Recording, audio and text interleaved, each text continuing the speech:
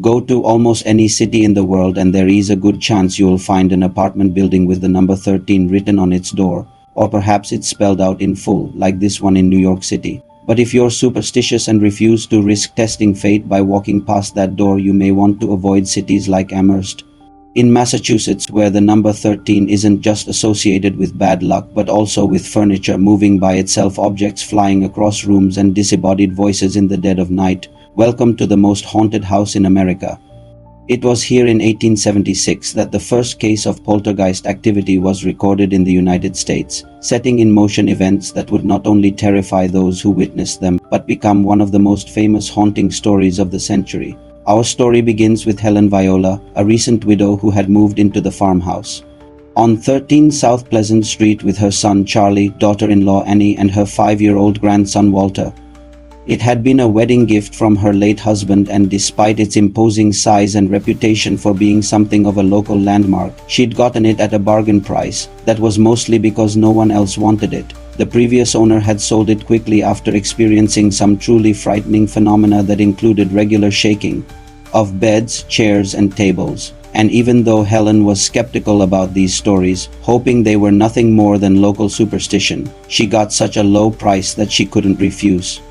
But she soon discovered that the house wasn't just cheap, it was also creepy. On one occasion, Helen had fallen asleep in her easy chair only to be startled awake when it began moving around the room as if someone was pushing it. Then one day she heard what sounded like screams coming from inside the walls when she had the wallpaper stripped from the room to investigate. She found no trace of anything unusual. Other times, though, the paranormal activity was much more obvious.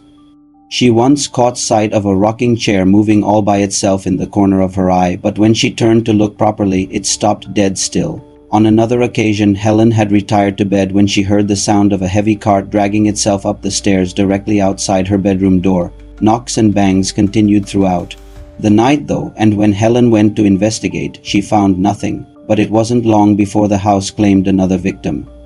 This time it was Walter, Helen's grandson, who became so terrified of staying in the house that he refused to enter it, begging his parents to let him stay with his aunt instead. And it seemed the more he resisted, the more the house tried to convince him otherwise. One afternoon, Walter was playing happily outside when a window in the house suddenly burst open, and when his mother rushed out to close it, she saw a small rocking chair that had been sitting on the other side of the room shoot through the air and smash to pieces against the wall. From then on, Walter never set foot inside again, spending the rest of his life believing the home was haunted and refusing to ever return. As these events piled up, Helen's friends and family urged her to abandon the house and sell it off, but she refused. Eventually, though, she agreed to rent it out and put an advertisement in the local newspaper offering it to potential tenants. But unlike most rental properties, the advert came with a warning. In it, Helen explained she was looking for someone brave enough to live in the haunted house. Unsurprisingly, no one took her up on the offer, and she was forced to lower her standards and simply seek out any renter. That person was Edward C. Cabot, a former hatter who had recently lost his wife and was looking for a new start. But even he was unsettled by the rumors surrounding the house and stipulated that Helen must move into the house herself in order for him to do the same. Helen accepted, and soon the two of them moved right in next to each other, but their uneasy truce didn't last long. Within weeks, Cabot was complaining about hearing regular knocks and scratches from within the walls, while Helen could hear regular chains dragging metal moans. It wasn't long before he had had enough and packed up and left, which meant Helen was once again on the hunt for a new roommate. This time she found Margaret and John Moses, a married couple who seemed like an ideal fit, but sadly she was wrong. From the moment they moved in, the paranormal activity escalated. The couple soon realized they weren't alone and that whatever or whoever was in the house didn't like them very much.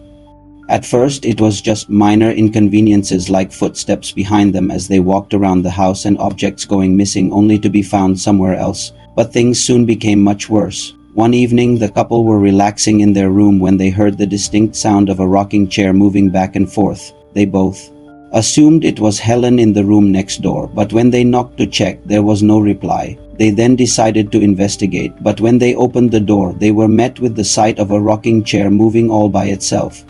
Not wanting to stick around to see what else might happen, they quickly closed the door and locked themselves in their room. but it was a mistake. As soon as they did, the floorboards above their heads began to shake violently and loud bangs echoed throughout the house. And when they finally worked up the courage to leave their room, they found the source of the commotion. It was a heavy wooden trunk which had been sitting in the attic, but now it had flipped over, revealing a collection of old clothes and documents belonging to Helen's late husband. Now, many people might have called it quits at this point, but Helen wasn't one of them. She had lived in the house for 22 years at this point, and she had no intention of leaving. Instead, she decided to contact Professor James H. Satterfield, the head of the American Society for Psychical Research, hoping he could help explain what was happening. And so in March of 1899, Satterfield arrived at the house and began collecting evidence. He and his team conducted several experiments, including placing a box filled with sand on top of a table in the room where the rocking chair had been seen moving.